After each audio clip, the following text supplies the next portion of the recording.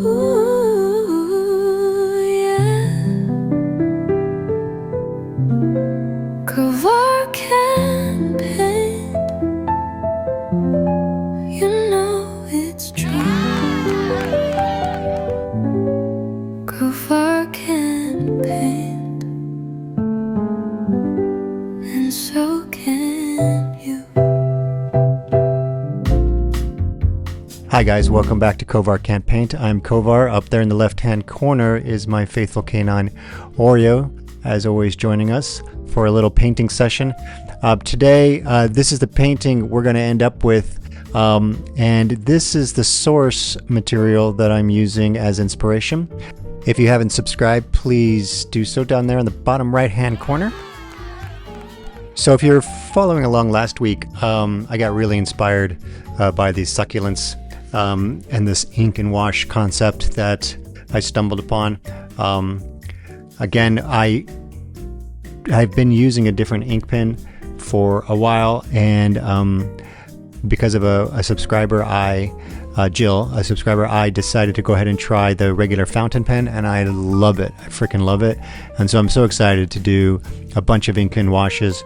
And then like I said in the other video, if you haven't watched it before this one, I got really inspired by these succulent photos that I had been looking at, that I thought would really work super well with ink and wash. So, and I threatened and I said, you know what guys, you're gonna see me do a ton of these succulents, and you know, hey, promises made, promises kept.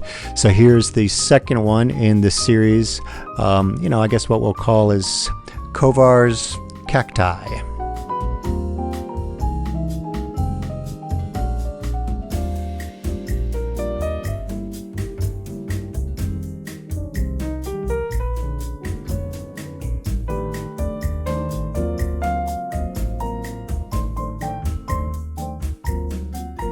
We had a bit of a scare this week. My garage caught on fire at 2 a.m.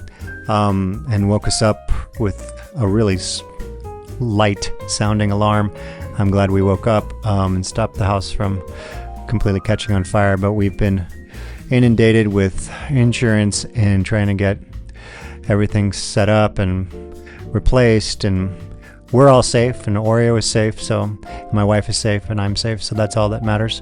But we've definitely had a busy week and probably a busy couple months ahead trying to figure out how to solve all this. But I didn't want to miss today's painting because, you know, it helps me relax and it helps me focus, and it's fun, and I love sharing it with you guys. So I'm glad I'm here.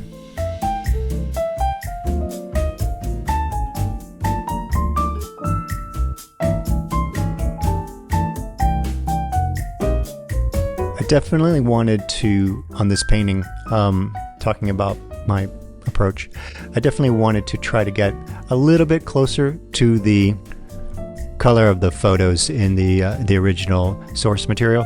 I knew I wasn't gonna match it perfectly, and that's okay. I just wanted to get, you know, closer to the hue and the saturation. And on the last one, my saturation was, you know, so much more than the original painting, and that's fine. I don't mind. I'm really starting to learn that there's the source and then there's the painting.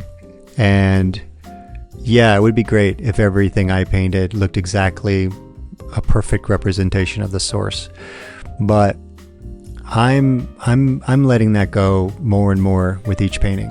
And so now I paint, and I have the source material that I'm working with, you know, either a picture, or if it's live, or if it's another painting.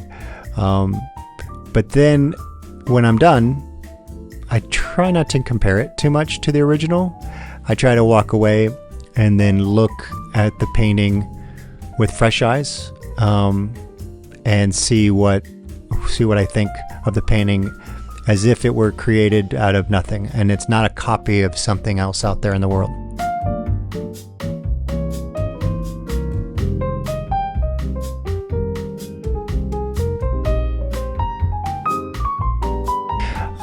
I did the whole did the whole plant there in pencil just to get the outline of, the shape.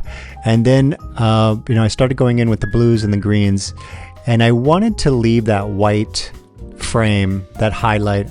I was going to go back in with white gouache at the end. It was what was my first plan. And I thought, what I would like to do instead of doing that is I would like to leave the white edge that gives the illusion of sort of a reflection or a shimmer there on the edge of each leaf. Especially when I add the black ink. When I go back over, I'm hoping to keep that white space there, and leave that there and not have to go back in with white gouache to create that effect.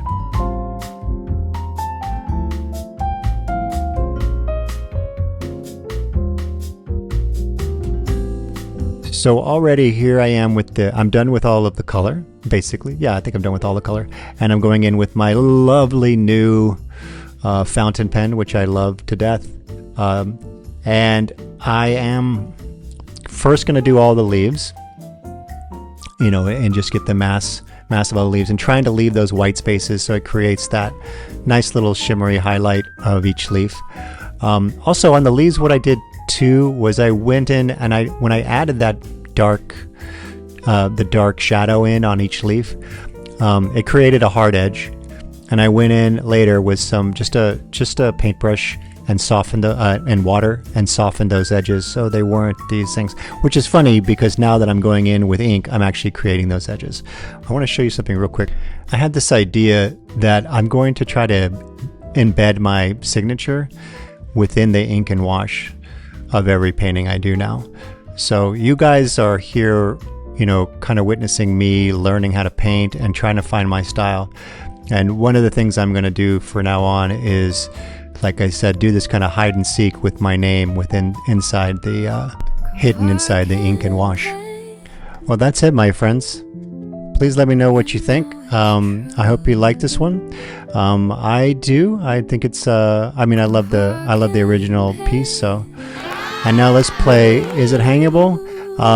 I think I love this painting, and so absolutely, it's definitely hangable. But let me know what you guys think. I always love hearing your feedback, and don't forget to like and subscribe. See you next week. Kovar can't paint, and so It's pretty cool. I love it.